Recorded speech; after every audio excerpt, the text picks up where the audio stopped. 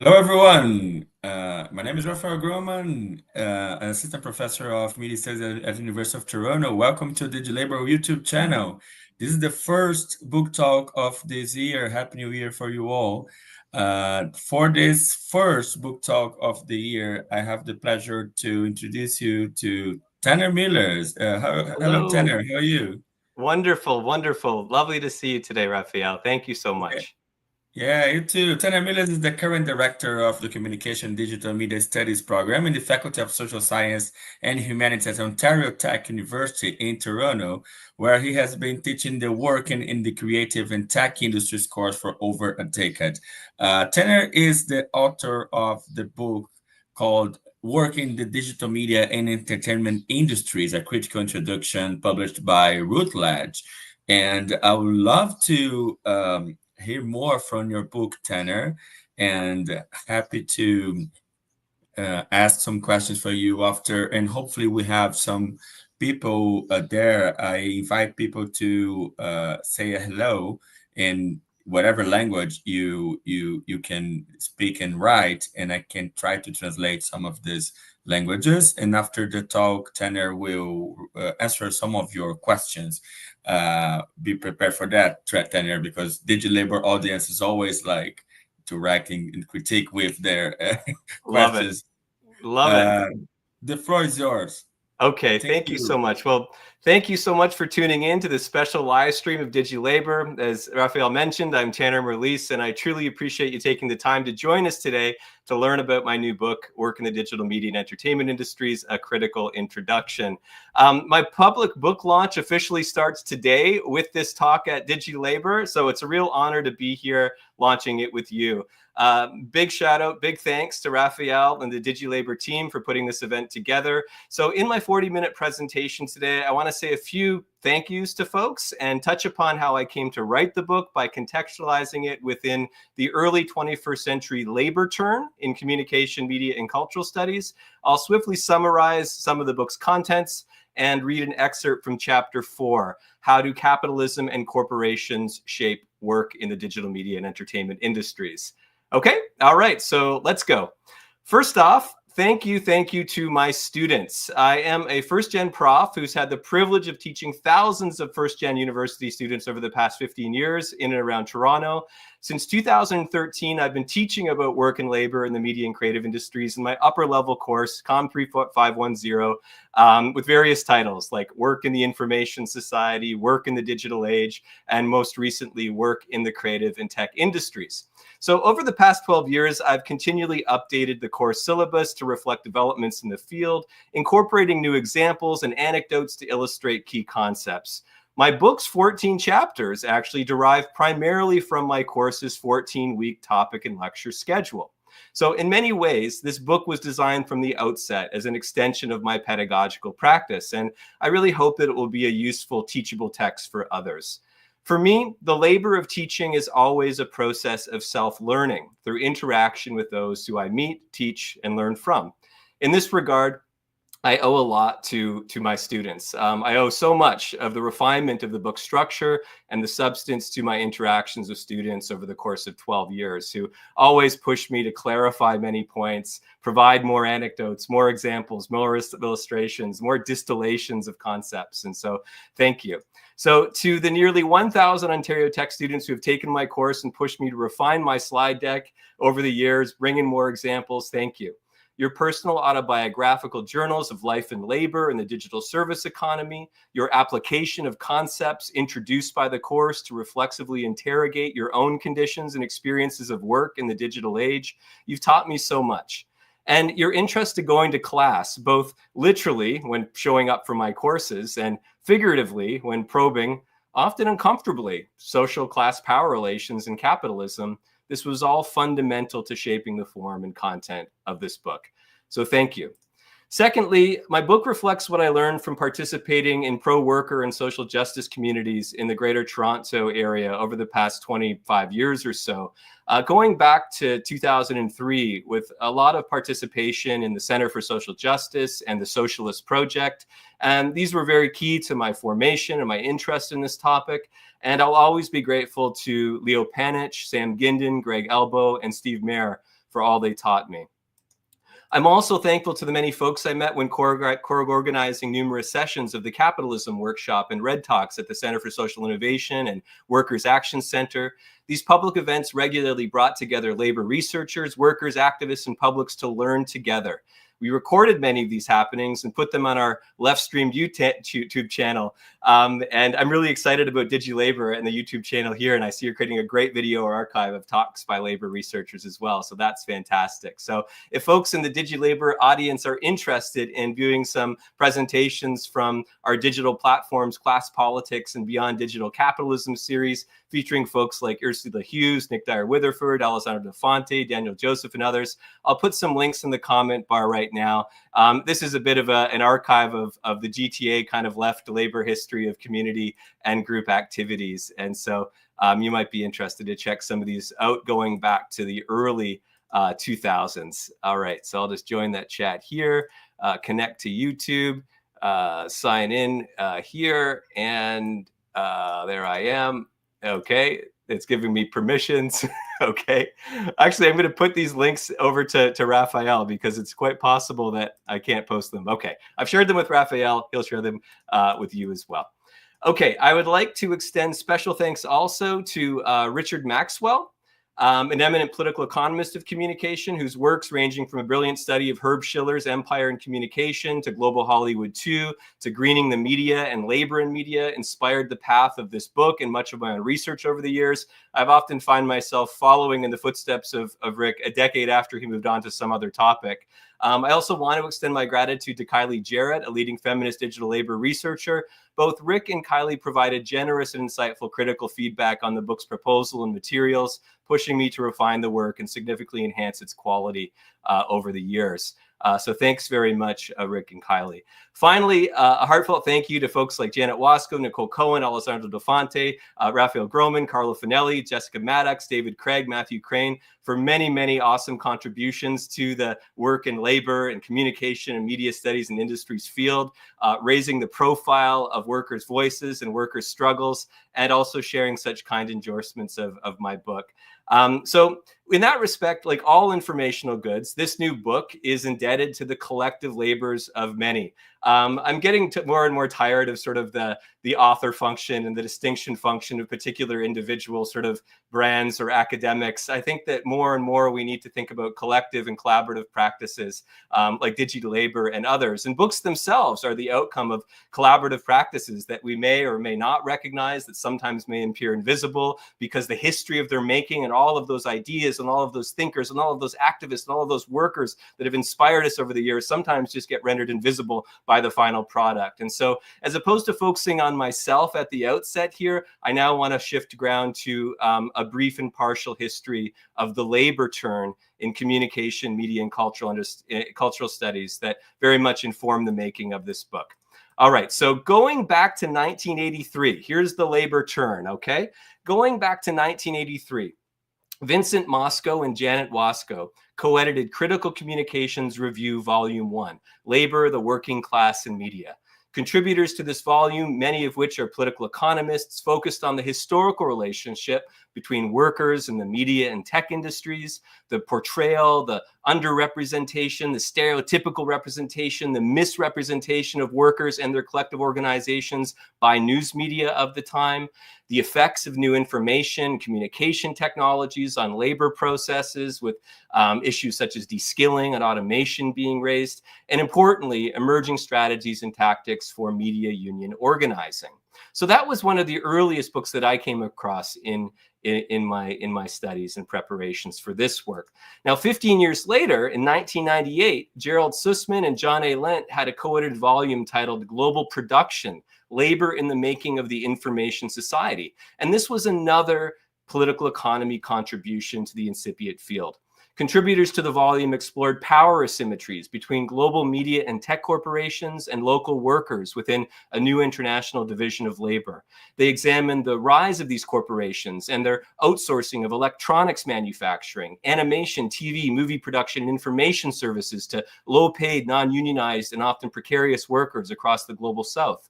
They also scrutinized the whiteness of Silicon Valley's tech elites and forms of racist and sexist discrimination that put and kept people of color, largely women and immigrants, in low-paid and precarious positions. Also, contributors to this volume showed how the so-called neoliberal end of history, at this moment in time, at the end of the Cold War, nearly all states in the global north and in the global south were basically backing global capitalism, integrating into a US-centered global capitalism or neo-imperialism, when facilitating and legitimizing the cross-border business operations of media and tech corporations that benefited an emerging transnational corporate class everywhere. Importantly, contributors to the volume encouraged union formation and campaigns in the media and tech sectors to contest the exploitative conditions of work, foregrounding the struggles by workers using ICTs as well as, quote, a new means for internationalizing their potential collective strength in pursuit of democratic participation and a decent and sustainable quality of life, end quote. So that was back in 1998. So these early political economy volumes on work and labor are notable, but they were outliers in the political economy of communication field at the time. So for much of the 80s and 90s, many political economists of communication concentrated more on things like media ownership structures, ideology, not so much on waged workers, with a few notable exceptions. So it was actually in the UK around the time of the creative policy turn of 1998, coincidentally, led by the Department of Culture, Media and Sport, where some of the earliest scholarship on work and labor in the creative or cultural industries started emerging. And this was from not so much political economy, but from cultural studies at the time in the UK. So Angela McRoby, a key figure in the Birmingham Centre for Contemporary Cultural Studies, authored British Fashion Design, Rag Trade or Image Industry. In it, she explored the connections between public education systems and the burgeoning creative industries, probing the entrepreneurial lives and precarious labor experiences of art school fashion graduates as they transitioned into jobs with this highly competitive cutthroat industry. A year later, UK scholars Kate Oakley and Charles Ledbetter examined the shifting conditions of life and labor in design, fashion, multimedia, and internet services in their path-breaking study, The Independents, Britain's New Cultural Entrepreneurs. So by the turn of the 21st century, more political economists and cultural studies scholars in the United States, in the UK, and around the world were probing the conditions and experiences of waged workers in the new so-called creative industries. In the 2001 volume, Culture Works, The Political Economy of Culture, Richard Maxwell emphasized the need to balance attention paid to CEOs at the helm of media cultural conglomerates with a view of the, quote, earthly realities of cultural production experienced by low-waged workers in telecommunications, electronics, film, TV, and data and call processing centers. That same year, in the Socialist Register, 2001, Working Classes, Global Realities, edited by Leo Panich and Colin Lees, Ursula Hughes and Andrew Ross probe labor processes in the emerging global digital and creative capitalism, a prelude to their monumental books on the topic, The Making of the Cybertariat, Virtual Work in a Real World, and No Collar, The Humane Workplace and Its Hidden Costs.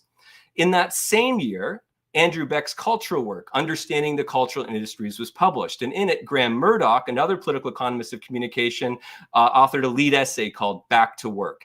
In this essay, Murdoch noted how the study of labor undergirding media products was more necessary than ever because it's, quote, at the point of production where creative agency rubs up against structural pressures, organizational strategies, and occupational formations, and where the cultural sites, experience, and meanings offered to the public are shaped in decisive ways, end quote.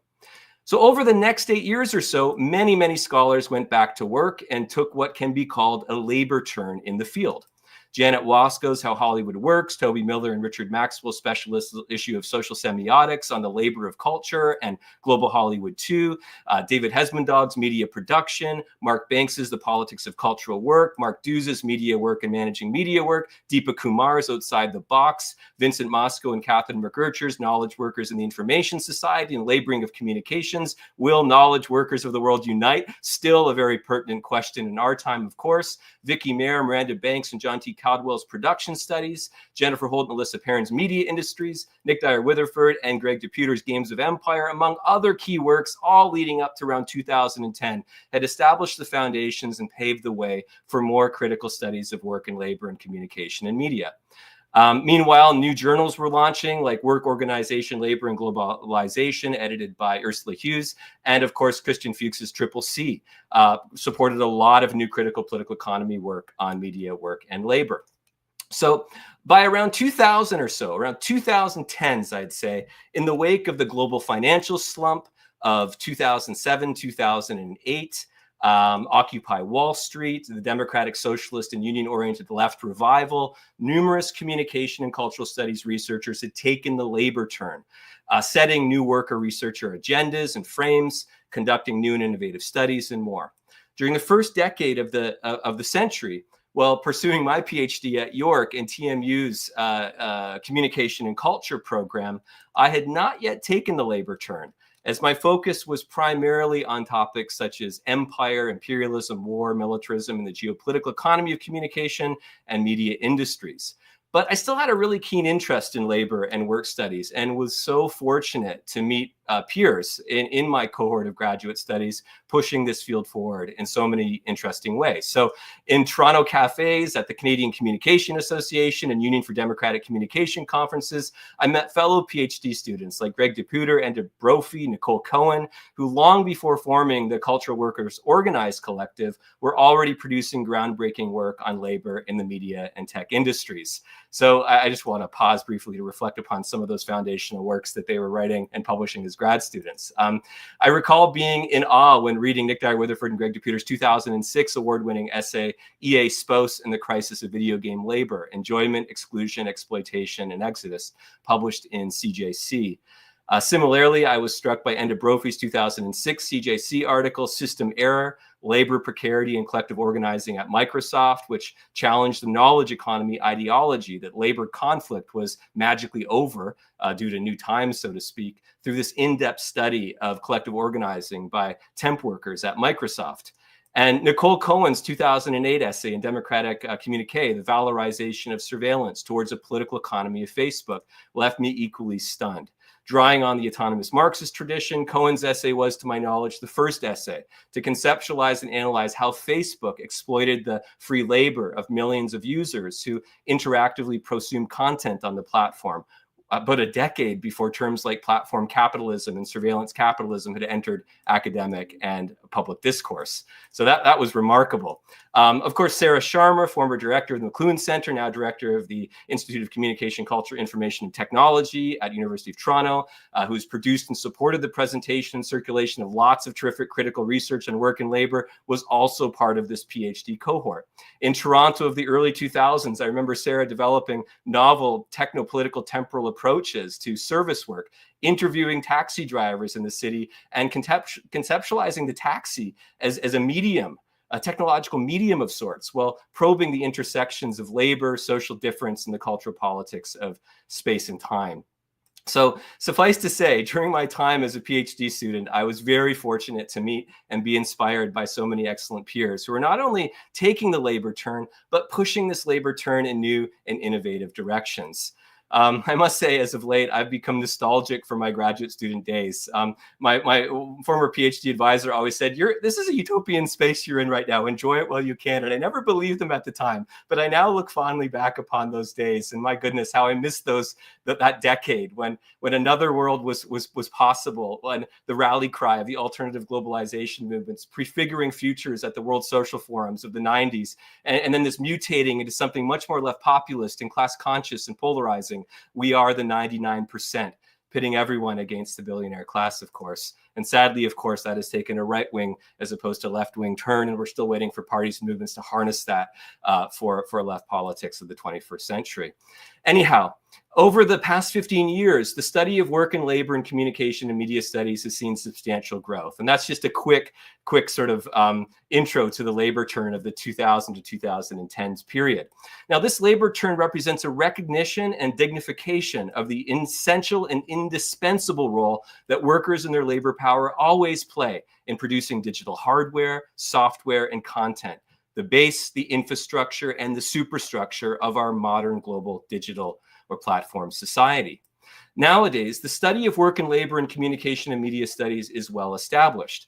And to recognize the collective labors of many of the scholars across generations who have made this field, my book includes an extensive literature review and 85-page bibliography of sources. Again, I really want to emphasize in this book that this whole field is the result of massive collective labor of many researchers working around the world on this topic. And I'm trying to bring that together in some way in this bibliography of sorts. Over the past few decades, so many researchers have said so many things, and so much more original things than I could ever say. They've studied things like the labor of Hollywood screenwriters, special effects technicians, extras, star actors, women stunt workers, painters, costume makers, talent agents, as well as producers and below the line and technical workers and TV workers and freelance journalists and news workers and musicians and recording artists, and focused on things like the labors of aspiration, of emotion, of passion, of love, of reputation.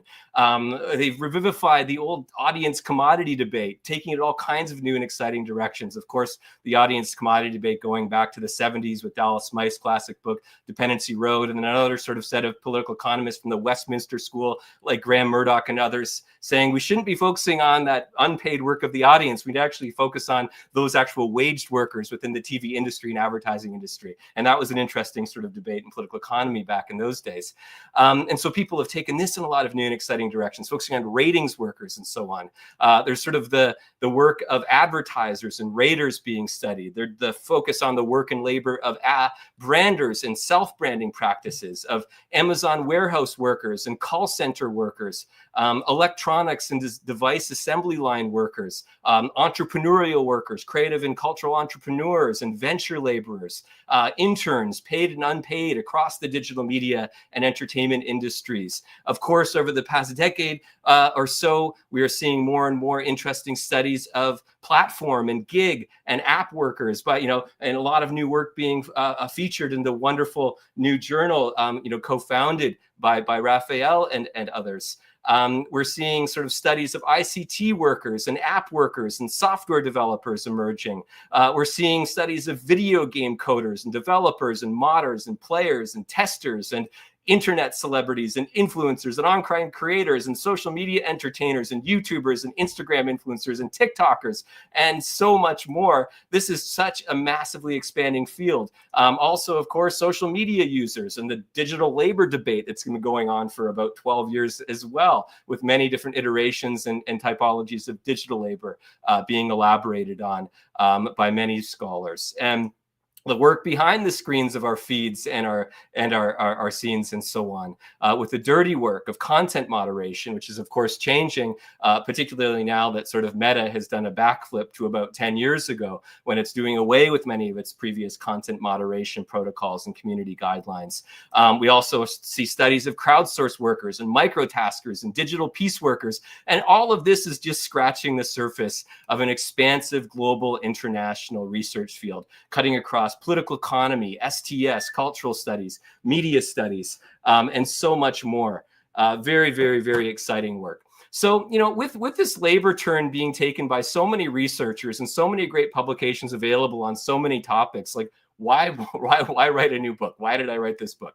Well, having taught courses in the area for about 12 years, I've tried to stay current with research and popular writing in the field. And I've also done some of my own writing, chapters and articles and news op-eds and so on, and given presentations on the topic. But, in a lot of this teaching and research, I was surprised that no one single book offered a big picture guide to the key contexts, theories, concepts, methods, debates, topics, and struggles surrounding work and labor in the digital media entertainment industry. So, going back to 2015 or so, my goal was to write a book that filled this gap, to offer an interdisciplinary introduction to the economic, political, cultural, and technological dimensions of work and labor in the digital media and entertainment industries. I wanted to write something that might be useful to instructors primarily, to students, but also to colleagues and anyone interested in this area of teaching, research, and action.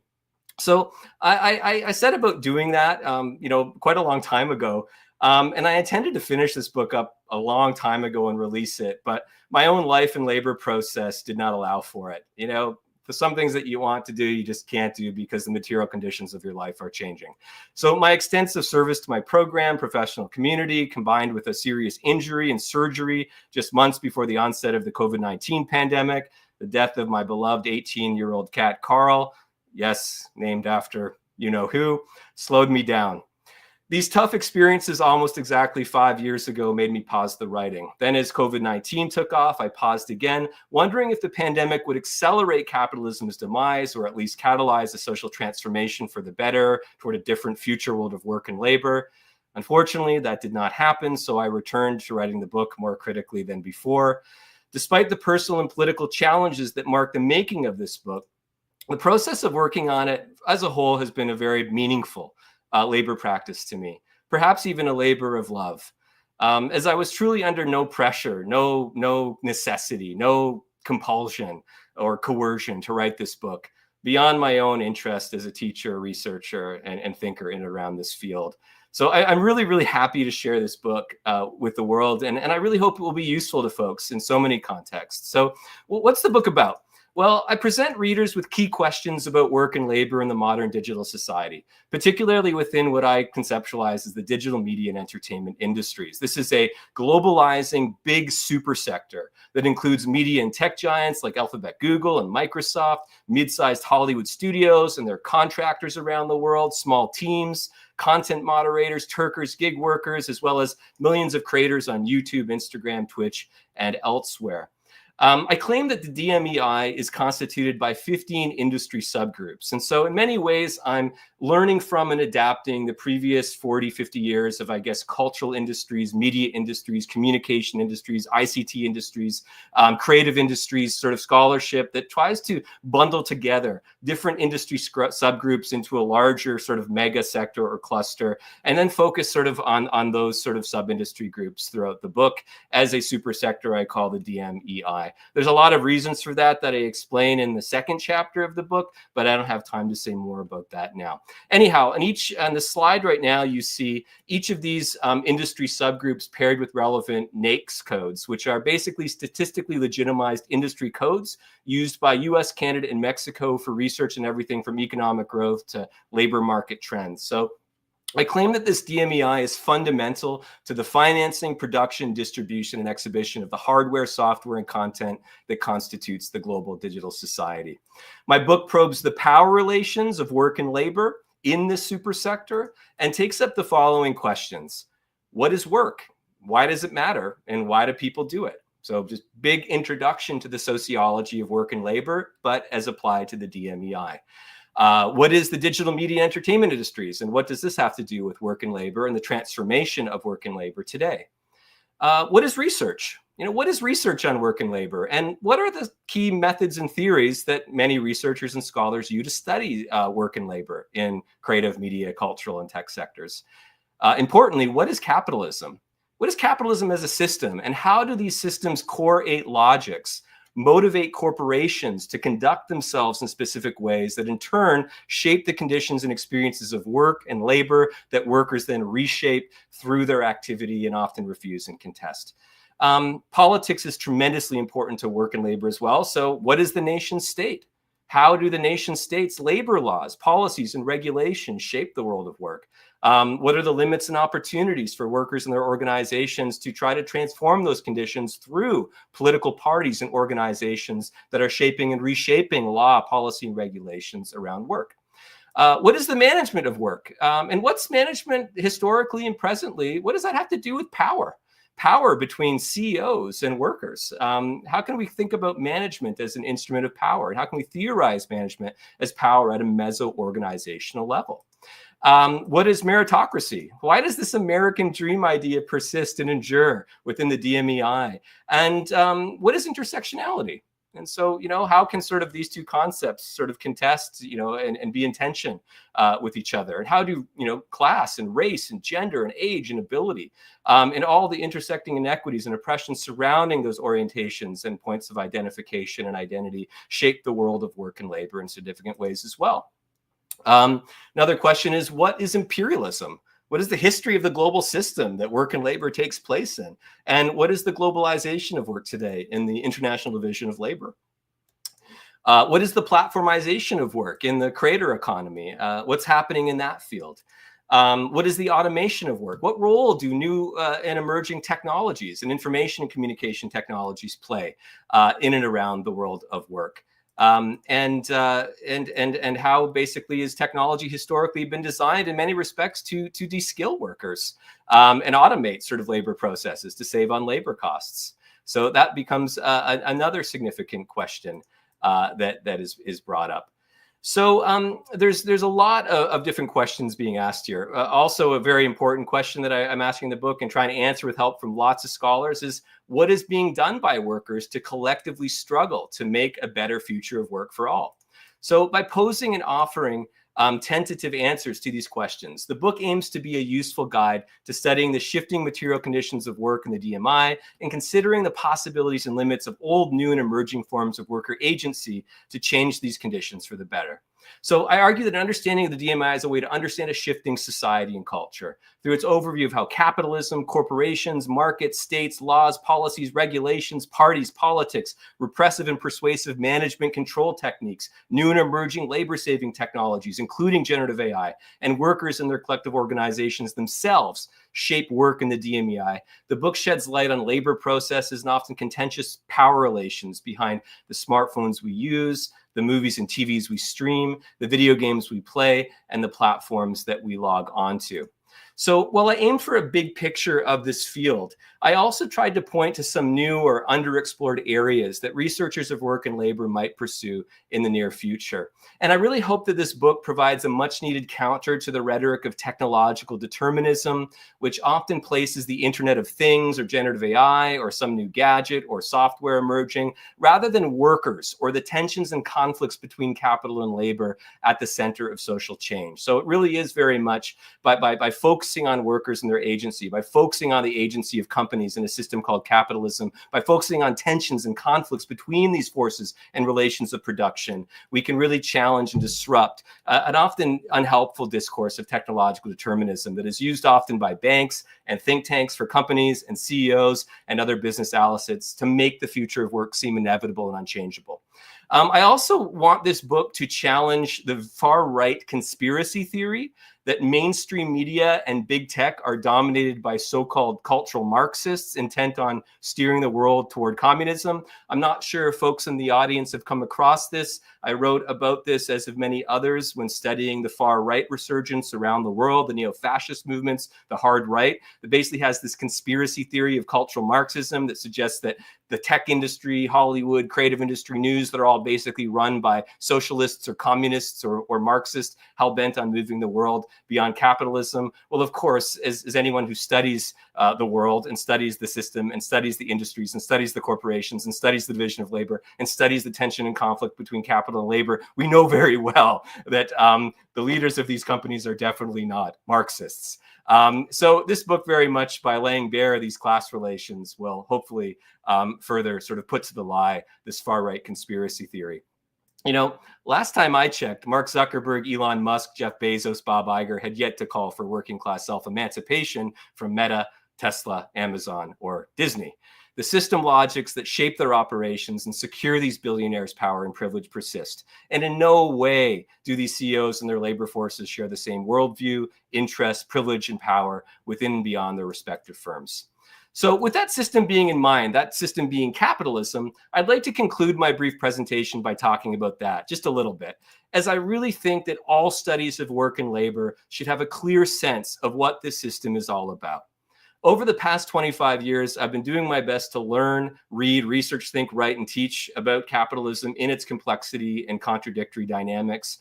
I'm still trying very hard to understand this system. It is not a simple system, but it's very, very useful exercise to try to grasp its core logics, how they pervade every aspect of life, how they are reproduced, shaping and reshaping the conditions and experiences of labor and life, while contributing to social problems such as extreme income and wealth inequality, various forms of human misery and oppression, and social division and antagonism, imperialism, war, environmental degradation.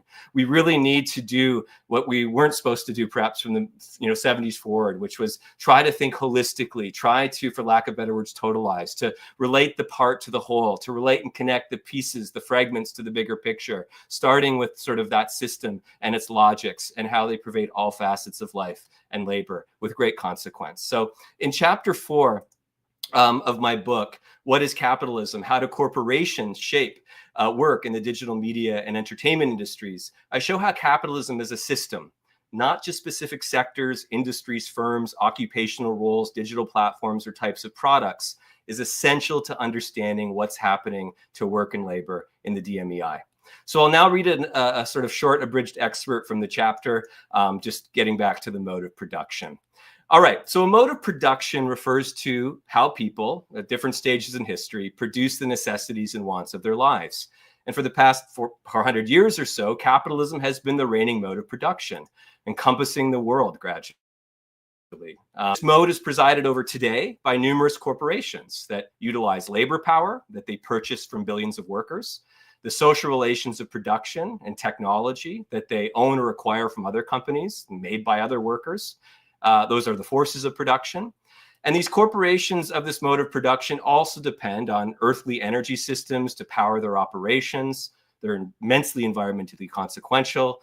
And of course, as feminists have been communicating for a very long time, the unpaid, the unwaged, the essential reproductive labor that is not always recognized as value-adding work, but nonetheless plays an absolutely essential role in reproducing the relations of production in capitalism with great inequity and oppression at the same time. So we should talk more about that, reproductive labor. We should also talk more about the Anthropocene or Capitalocene when studying work and labor that is waged, that is paid in the media and tech industries.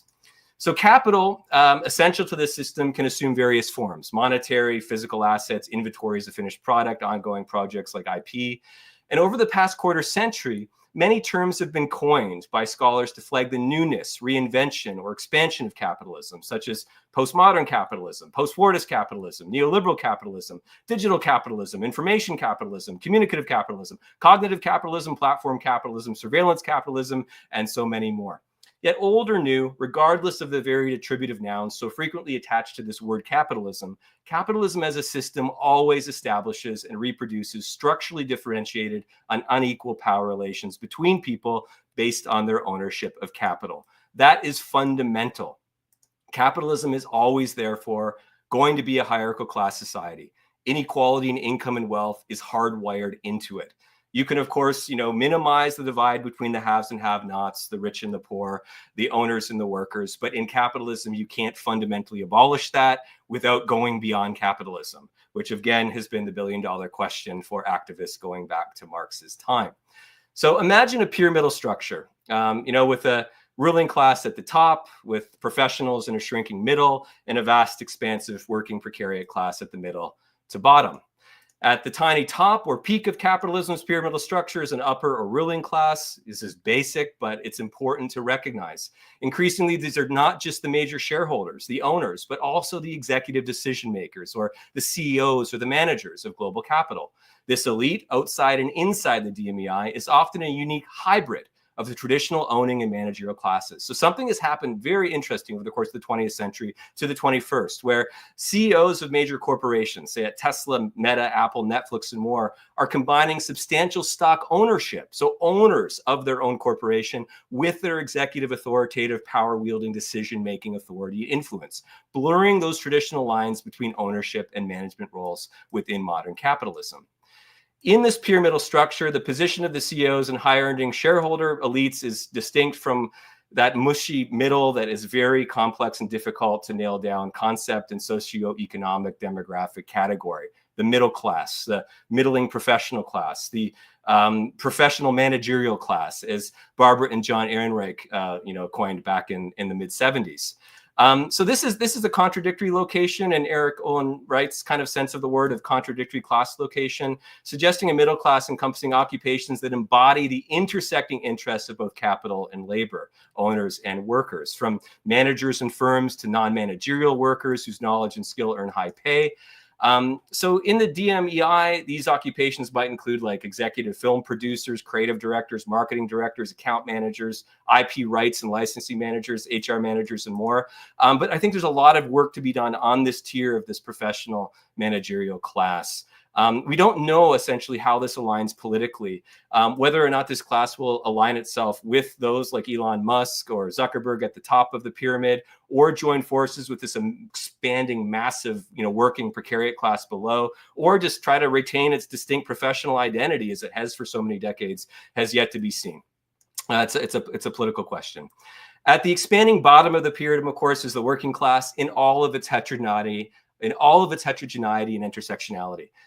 We really need to get away from this notion of 19th century, early 20th century ideal of the working class as a white male factory worker. This was always a distortion. This was always a deflection away from the heterogeneity and intersectionality of the working class historically. This privileging of the white male wage worker as the working class was always a myth when we actually go back and study the Industrial Revolution and everything that followed.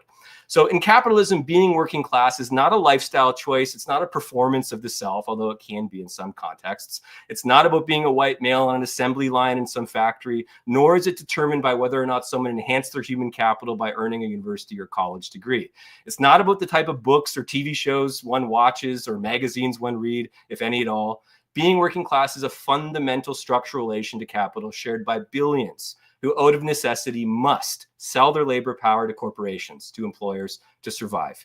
That is a fundamental relation in capitalism, in the absence of a massive, of course, social services state or some other economic or extra economic or political means of meeting people's needs. So around the world, the working class and all of its diversity and difference is the majority. Workers hustle and toil for wages and payments with and through the internet and digitally networked factories, warehouses, offices, homes, retail nodes, apps, platforms, and they are the productive core of the DMEI, essential for its existence.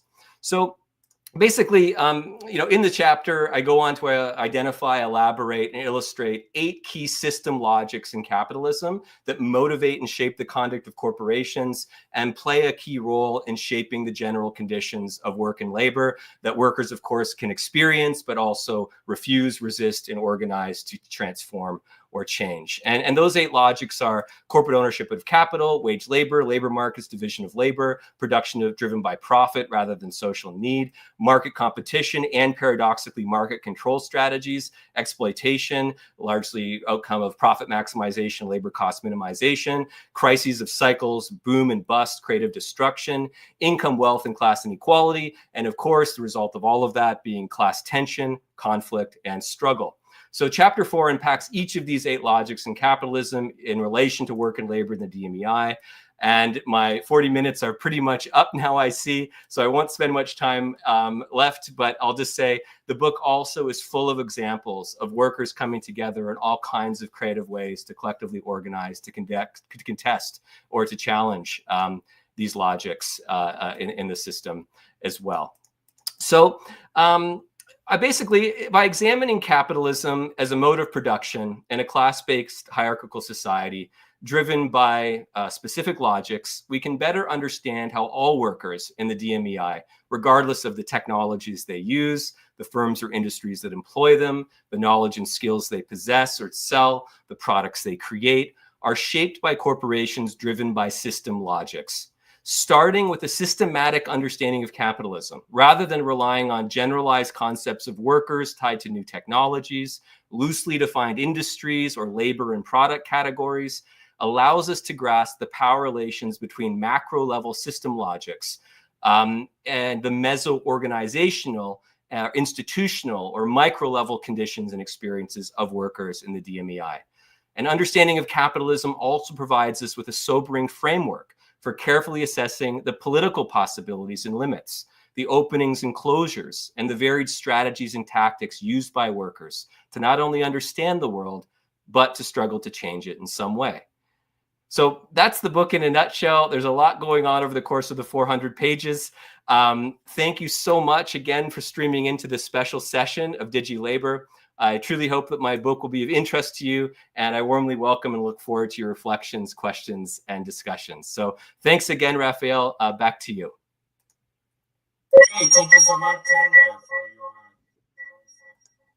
your... Oh, you got some feedback there, Raphael. Yeah, can you hear me? Oh, Raphael, I can't hear you. You've got some feedback going on there. And now? I can hear you now perfectly. Thank you. Oh, great. Um, First of all, well, thank you for your insightful presentation. First of all, I would like to show on the screen some of the comments we received during your talk. Is in Portuguese from Israel Gomez. Hello, it's a pleasure and honor to follow this book launch. Andrea Campos Rocha said hello. Daniel Hello. Rosen as well. Fernando Morgato said this event is it reunites one of the best minds of the current history together the debating Thank technology and you. digital labor. Another claps from Igor Salis. There's some hello from Daniel Rios, from Adriano de Padua. Um, there's some comments from by Sean Felon. The acknowledgement of your debt to the work of others is characteristically generous, Tanner. Oh, And hi, Daniel Sean. Thank Rosen you. then Daniel Rosen said a really thorough intellectual history. So I'd like to start with that, and there's also Alison Harvey collapse. After later, I will share the questions as well. I'd Okay. like to recognize your acknowledgement in that to others because this is so generous and for me it's a best practice in academia, but not everybody do that. And for me, your book is one of the books who which most recognize all this history of labor and work and media and communication studies, um, with your your hard scan in all this history. Probably there's only one reference missing, but it's not your fault because you don't read Portuguese, and there's another person don't read in English. So this is a kind of miscommunication between them. And I invited her actually to be a kind of discussion of this talk, but she's on vacation. Oh, She was my supervisor called Rosalie Figueroa, and she wrote in 2000 her PhD dissertation in the 90s was called exactly work in communication, and since then she's the director of the research center of work and communication in Brazil at the University of São Paulo. And hopefully the next time we can bring together you both, because this is really interesting because as most of the people in Brazil don't read English, and most people in Canada don't read Portuguese. This is a I kind wish of I did. in two continental countries, and there's some dialogues to do. Um, We're lucky as well. that you are doing that, Raphael. We owe you a Yeah, great yeah, debt for your labors of yeah. being that translator and bringing these folks together across Yeah, the board. exactly, exactly. We are trying to do that, and but it's interesting to see also how I remember some years ago I interviewed Enda Brophy, and say like a similar thing you were saying about this labor term, and in some countries, not only in Canada or Brazil, there's a lot of people say, "Oh, I would like to study labor," but at some point there was nobody researching labor and work in media and communication departments. Now there's a lot of them, even in my own department in Toronto. But my first question for you is exactly about this labor term, and I'm also curious about your use of labor and work, and you can say about this after, because in Portuguese we have only one word for it. It's called trabalho, Ah, and in Spanish, trabajo, and we have only one word for both labor and work.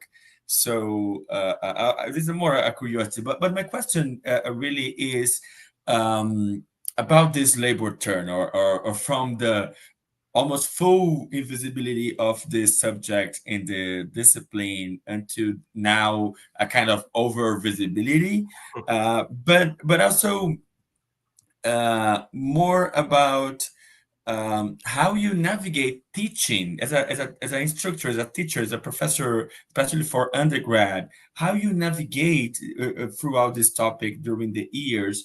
I remember I taught a course for some years in Brazil on labor market in communicate media communication, and for the students sometimes or often they are more concerned about uh, how they will achieve the right skills for the labor market and not exactly understanding the broader scope. And a lot of students, after they graduate, they send me emails. Oh, professor, when I was taking your course, I didn't realize that some of the things happened in my career, or now I can understand better. But when I took your course, I didn't understand so well these issues you discussed. But now I'm living this in practice. So I'd like to hear more from you, not only like the labor term in research, actually, but this labor term when we are teaching about labor to our undergrad students. Wonderful. I think that's a great question. And first of all, I think I just want to emphasize that point that the student learned upon graduating and entering the world of communication and media and tech work, where it's sort of retroactively or retrospectively that they come to say, oh my goodness, Raphael, that whole course, I might have felt uncomfortable with it at first, but that actually was the sort of the awakening to the real world of capitalism that I'm now sort of thrown into, right? As a worker, selling my labor power, hustling for gigs, trying to deal with these problems in power relations. And so I think at the outset, we need to emphasize that work and labor literacy, regardless of whether that's in the DMEI or in another sort of sector, is a valuable knowledge and skill set for our graduates, and critical literacy even more so. Otherwise, we risk sort of, inculcating them with illusions about how the world works that then hits them very hard upon graduation, and they that might internalize that as their fault or their problems. But I'll say a little bit more. Like, I think, it's sort of paradoxical because training for work and labor in the media, creative, cultural, tech industries matters to most universities and college faculties, departments, and programs these days, right? Students are more and more sort of enrolling in programs that promise them knowledge and skills that are labor market facing and relevant to landing a gig or a career in the industry. But at the same time, as you mentioned previous, Raphael, there can be some discomfort, right, by the students when faced with this type of critical analysis, when faced with sort of the political economy of capitalism as it shapes work and labor. So it can create some cognitive dissonance. And I've been thinking through like why that's so. And so I came up with a few conjectures or short theses of why that's so. Why might undergraduate students find the study of work and labor unappealing? Well, I think that many students these days already are experiencing forms of alienation within the education system where their labor or academic work is commodified or shaped by external pressures like grades and future employment prospects. And furthermore, many of these students are first gen. They are working class students who might already be experiencing casualized, part-time, precarious work and labor conditions within the gig economy. And so maybe they're seeing university degree experience as a way out of that, or an alternative to that. And maybe they prefer not to think about the hardships of work in the digital economy while studying. So that might be, that's one way to think about it. Learning about labor alienation in the digital media entertainment industries might be unappealing to students looking to education to be or do something else for them. So outside of the classroom, they might already feel disillusioned by low pay and precarity and controlling management and automation and just the challenge of making ends meet. And this can lead to distress and resistance to engaging with these topics at school. And so I always am really, really cautious. I'm very, very sensitive. I'm very, very careful in the courses that I teach on this topic. If a professor's teaching is only about laying bare the problems, the conditions, the complexities, the conflicts of capitalism, without recognizing the workers' capacity for agency, collective opportunities to make change, to make a difference, to reform or go beyond the problems that the course is identifying, without sharing lots of examples of what workers are doing, resources of hope to improve the conditions and win and advance their rights, students may resent the professor and the course they're teaching this area.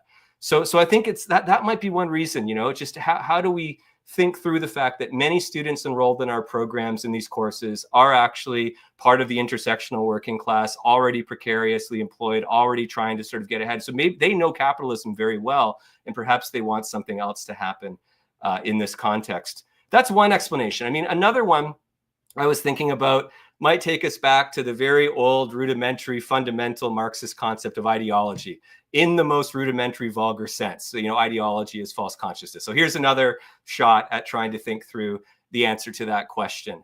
So basically, a Marxist might argue that students' reluctance to learn about capitalism, class power, class division, class inequality, class conflict, class struggle is a result of ideology as false consciousness, where individuals fail to recognize or refuse to recognize their own class positionality within the structure of capitalism and refuse to see their positionality and interests as different from the billionaires like Elon Musk or Mark Zuckerberg.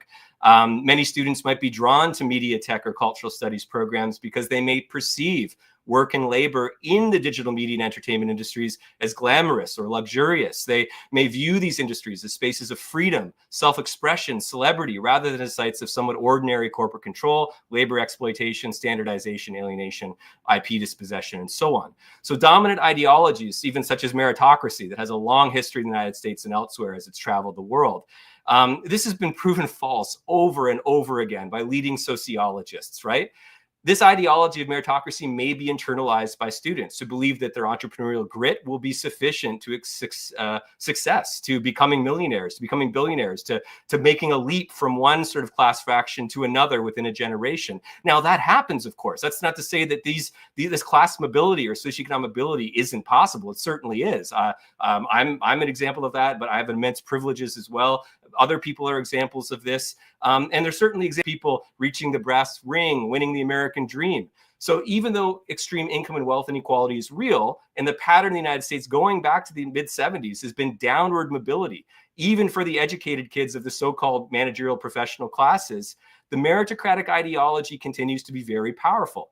When professors then act as like lifestyle coaches and self-help gurus, focusing on the exceptional aspirational stories of the lucky or talented few who actually made it, like, Justin Bieber or whomever, they're pretty much deceiving their students if they're only focusing on those success stories.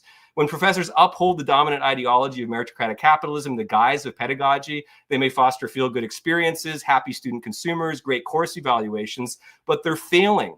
Back to the earlier point of the value, skill of labor, work, knowledge, as a skill, as a critical literacy. These professors that are only focusing on the positive success stories, I think, are failing to sufficiently provide students to confront the real world of capitalism, of corporations, of media tech and creative industries as they are.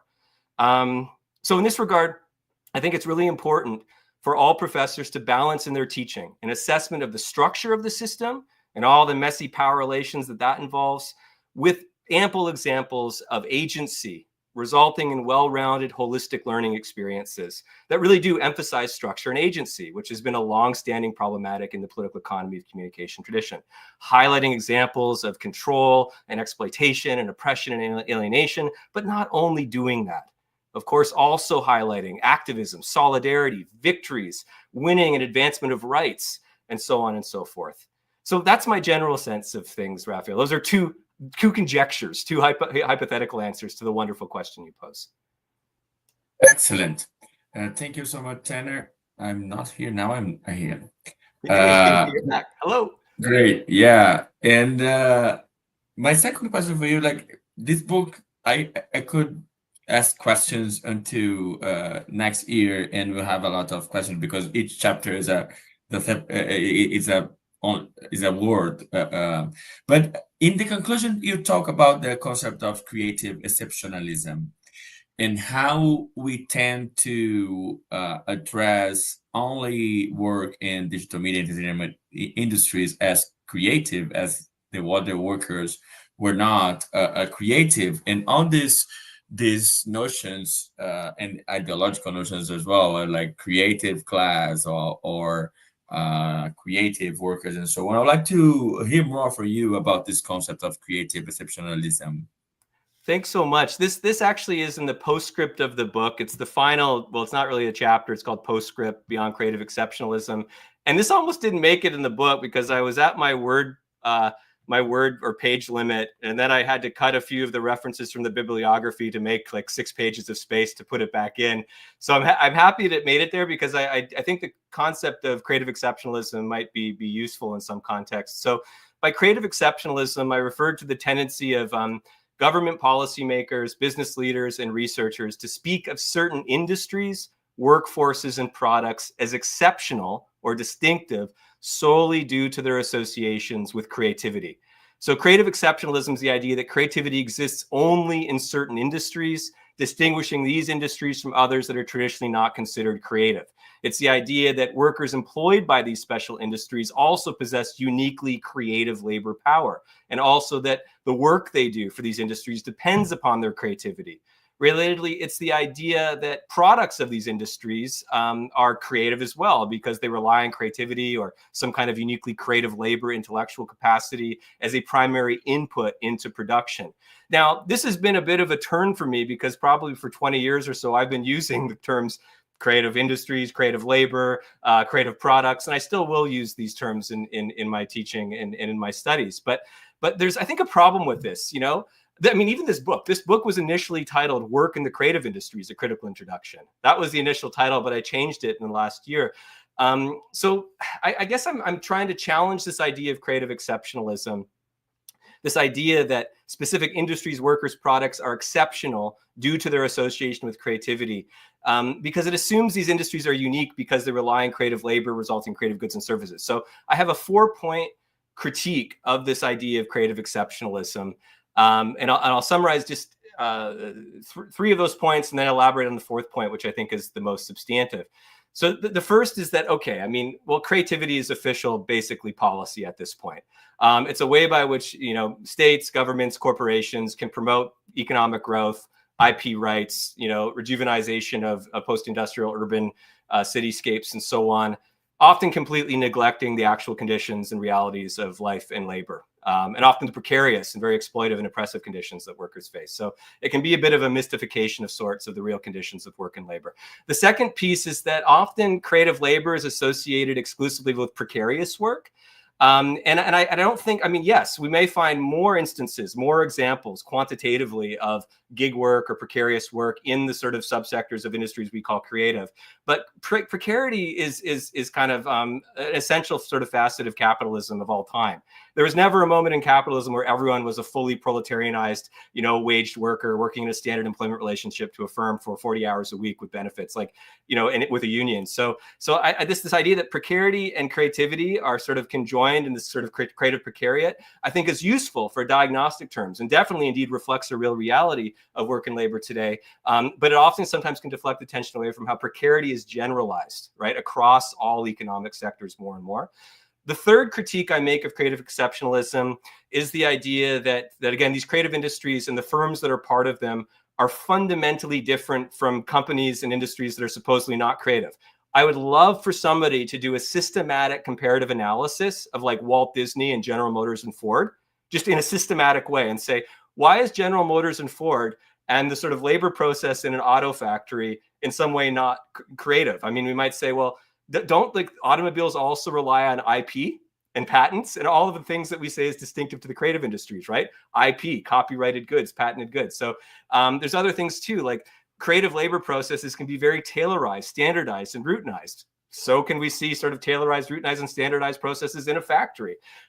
We can see all. So I'm just trying to sort of push against this idea of the uniqueness and the exceptionality of creative work. And fourthly, I mean, the big issue I take issue with creative exceptionalism for implying that everyone employed in these so-called creative industries is uniquely creative. I mean, if we go back and we study even say Marx on the species, on labor power, the starting point is that all humans are creative entities. Labor power is creative. It is the source of all new things that emerge in the world. And so what we have with creative industries and creative labor discourse is this kind of a deflection away from perhaps that universal fact of species being, of human labor as the source of creativity, and the insertion of creativity into other industries, firms, and workers that have been applied with the label creativity by policymakers and often folks like me, academics that are writing about it. And that's not to say that we shouldn't sort of think about, well, how is creativity distinct from non-creative labor and so on? We should, but we shouldn't do that at the expense of perhaps starting with a priori, sort of taking it as axiomatic that the human species, labor, is always already inherently creative. Whether or not the social, political, technological conditions surrounding human labor catalyzes, empowers, enables that creativity to flourish is quite another thing. And arguably, Marx from the outset's whole critique of what happens to labor under capitalism is that it diminishes human creativity. It short circuits it, it cuts it short, it represses it, it controls it. It turns human potential into something other for some other sort of ends, meaning accumulation. And so I think that point really needs to be forcefully argued. And so we can sort of get into this a little bit more detail, but that's a sort of a general sort of 4-point critique of creative exceptionalism that I make in the book. And I also want to say things. I mean, if you don't mind, I'll just take another moment to expand upon that point. Yeah, you can. Yeah. I just want to say that, like, how about we rethink creativity, right? As opposed to associating it just with an industry, with a type of company, with a type of product or an outcome of a labor process, with a type of work where certain creative knowledge and skills applied to producing something. What if we just started with, creativity as universal human potential that may or may not flourish in capitalism, and understand why it doesn't and why it does. But I've always most valued the idea that being creative is rooted in the labor of the imagination. The universal human capacity to envisage things not just as they are, but as they could be, or to conceptualize entirely new possibilities that have not yet come into existence, but one day could or should. If we start with that idea of creativity, then assess what's happening, at Walt Disney or in reality television or on TikTok, we might actually come to the conclusion that a lot of what's going on is not that creative. So in this respect, this imagination idea, creativity is this sort of imagining possibilities that do not exist. Being creative is the human labor of imagining something that goes beyond, that exceeds, that tries to transcend what already is. So in feudalism and mercantilism, laissez-faire capitalism, in capitalism, socialism, and communism, in theocratic monarchies and oligarchies, liberal democracy, in carbon-powered fossil capital oil regimes, renewables, solar, in terrestrial media systems, the internet and mass exploitation, universal human emancipation, in oppression, freedom, in alienating wage labor, self-actualization. We can do dialectics to think about what creativity could be. And so being creative, then, I would argue, must extend beyond the industry's labor processes and products that policymakers, businesses, and researchers only label creative these days. It's not confined to Universal Pictures or Apple, a specific segment of the labor force engaged in text and symbol making and storytelling, nor is it solely evident in media and informational products that communicate symbolic or cultural meaning.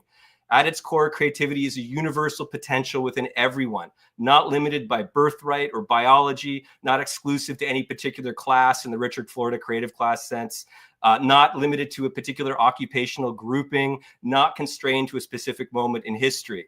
It spans from pre-modern history to postmodern societies, autocratic and democratic states. It appears in every type of economy, no matter how rich and poor. So while creativity is a universally human potential, its meaning is also socially constructed. And again, the real material conditions of the world will play a role in enabling it to flourish or in limiting its flourishing.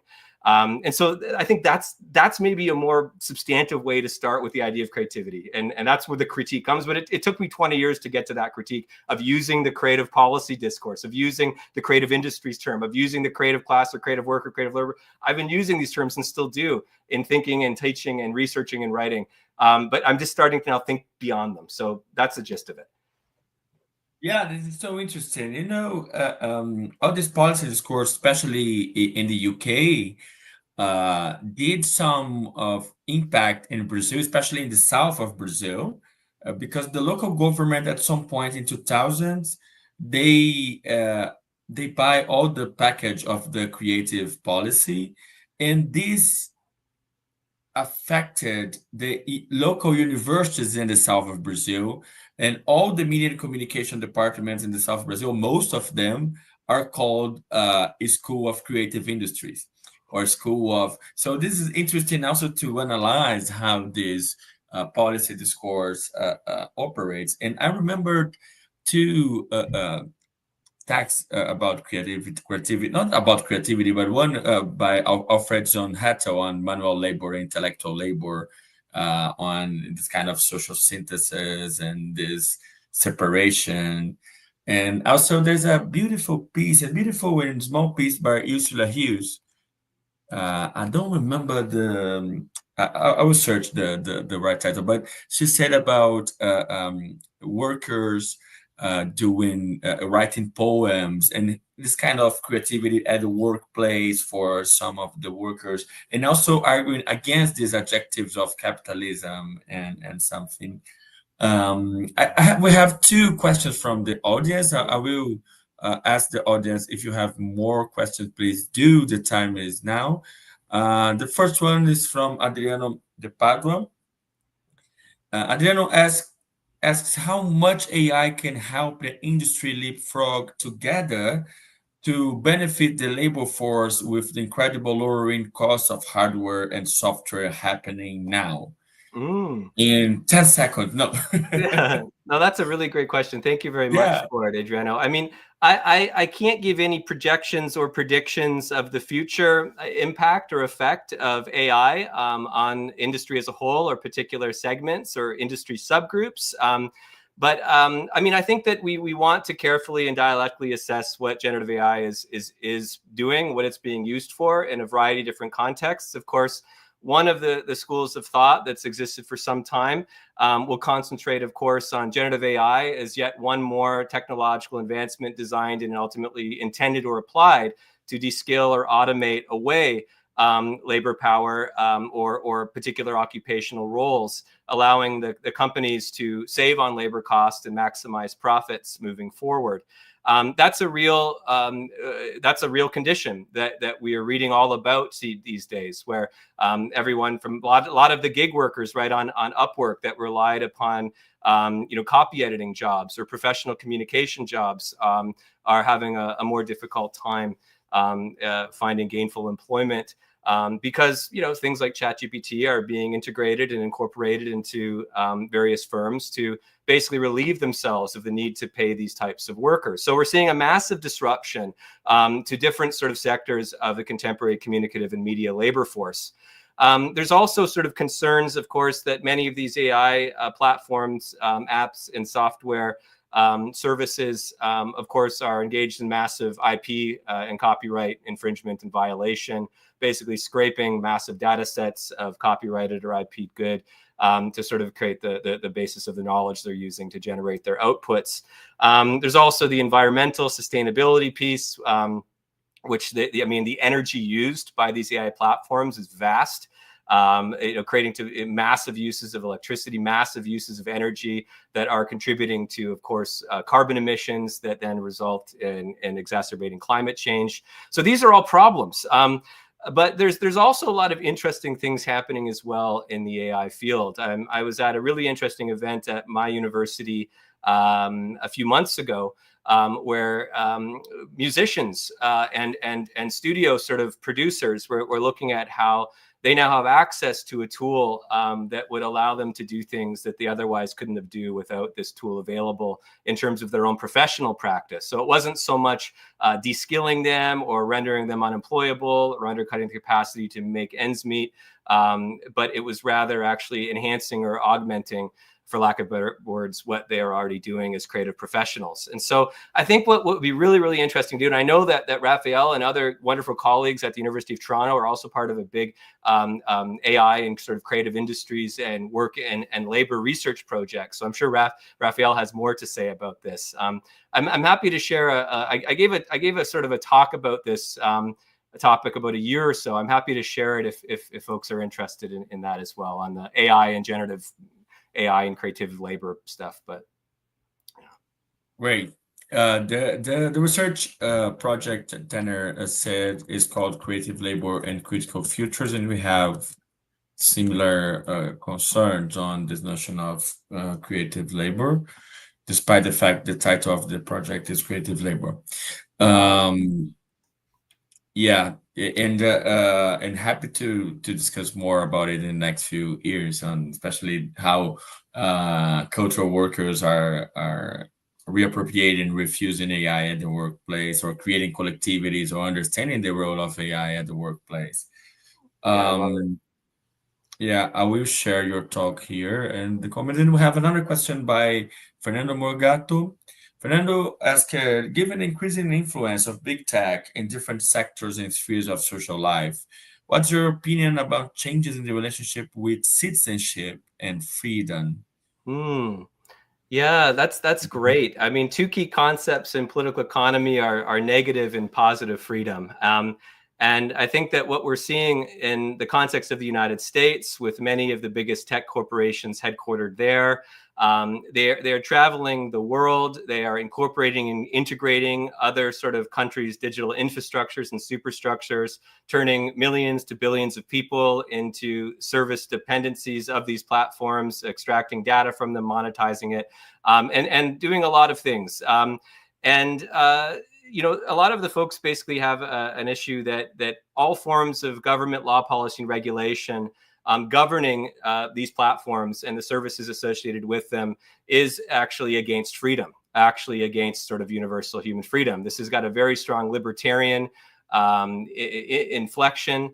It's being pushed very hard by people like Elon Musk, by the AMM, by the lobby groups and the trade associations for the AMM. And you basically have representatives of these large big tech companies interfacing with governments and other industries almost in every country around the world. If there are barriers to the inflow of these companies and their services elsewhere, there are concerted efforts to tear down those barriers. This relates to a longstanding U.S. foreign policy position going back to the post-World War II era, which is the free flow of information, which started as basically a universal human right idea, which was very powerful. Of course, we don't want massive censorship to be taking place. We want people to express themselves, share information across borders, form networks across different territorial nation states and cities. These are all wonderful rights that we certainly should promote and protect. But what ultimately happened was that many tech corporations associated that with the basically information audiovisual free trade position to basically try to destroy or take down forms of government sort of law, policy, and regulation that might impede their capacity to maximize profits in other countries. The early scholars that were studying this were known to be cultural or media imperialism researchers. Herbert Schiller, for example, who wrote the great book Empire, American Empire and Communications in 1969. Many other scholars from the global south that were meeting at UNESCO as part of the fight for a New World Information Communication Order. Basically was a moment where you had scholars from the global south and the global north intersecting and interacting in these shared international forums to try to sort of propose a future global communication and media system that was not just the expression of the superpower imperial rivalry between the United States and NATO and the Soviet Union, and do something else, perhaps a third way. It was the early sort of starting point of like anti-colonial or post-colonial proposals for a global media and communication situation. So nowadays, of course, we use terms like platform imperialism and digital imperialism and informational imperialism, I think, to describe this kind of intersection of the economic drives of big tech companies backed by some of the most powerful governments in the world and the impacts and consequences that might have in other countries. Some might be empowering of freedom and individuals' freedom to express and communicate, and others might be disempowering in other contexts as well. So I think we have to assess this contextually on a case-by-case basis, as opposed to just making blanket claims about the state of the world in 2025. But what's clear to me, and what's been clear to me for the course of the past quarter century, is that the U.S. continues to be a unique empire. That many of the political economy and international communication critiques of empire and communication going back to the 60s are still relevant when revivified, modified, complicated, extended in new ways. And there's a lot to be learned, of course, from scholars in the global south that have been working on this issue going back to the 60s as well, that were also informing the scholars in the global north. So again, I just want to point out the first sort of articulation, the critique of cultural media, tech, informational imperialism in the United States, the belly of the so-called beast, the center of the empire, by Herbert Schiller, was informed by post-colonial national liberation scholars like Frantz Fanon, Emil Cabral, Kwame Nkrumah, that were writing against the territorial empires of the Old West and the new emerging U.S. empire vis-a-vis the Soviet Union. So it was kind of like an cultural international theory that always kind of was the result of these different struggles and tendencies happening in many countries all at once.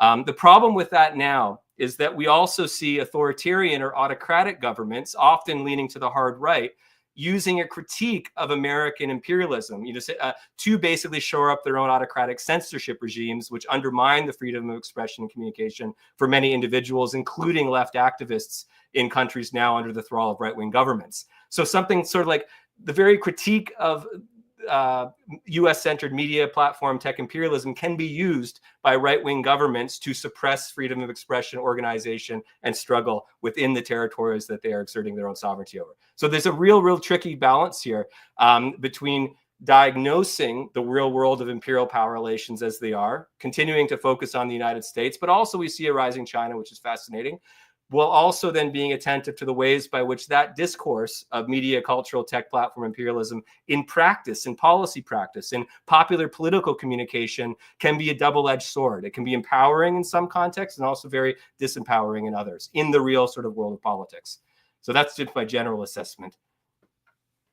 Great. Thank you so much, Tanner. And it's interesting how old notions are so important for our current digital lives or something, or we are seeing all the concrete material and also academic revival of things that never disappeared, actually, like colonialism, imperialism, and some of these notions. I was thinking when you were presenting the book by Dallas Smart called Dependency Road, and I realized I never read this book, and I have to do it because all this we have now all the renewal of the Marxist theory of dependency, and how people who are thinking of sovereignty and autonomy, the opposite in dialectical way, thinking of dependency is increasingly important for it. Thank you so much, Tanner, for your amazing book talk. Do you have any more comment you would like to do, or invite people to read your book, but Please. also for Yes, I mean, I would love if people could read if people would like to read the book, and I'm available on email if people want to have dialogue, or also one of the platforms. If people read the book and want to share a message or communicate or ask questions, I'm always happy to respond and to have dialogue about these issues of work and labor, but also many issues related to the political economy of communication, media, technology, platforms, creativity, entertainment in the 21st century. So I just want to again extend my gratitude to Raphael and the DigiLabor team for organizing this wonderful event. I've had a great time. I've loved the questions, and I'm just deeply appreciative for the work undergirding this event. And it feels like a great way to publicly launch the book. So thank you so much. Excellent. Thank you so much, Tanner. And here is his email, if you want to email him.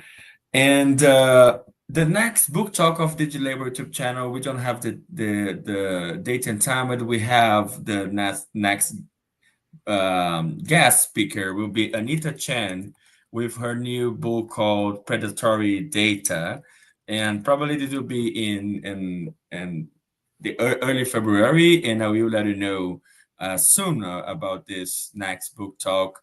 See you soon later. Thank you everyone for your questions and your attendance. Thank you, Tanner. See you soon in person in Toronto. See you soon in person. Drinks on me. Yeah, bye-bye. Bye-bye.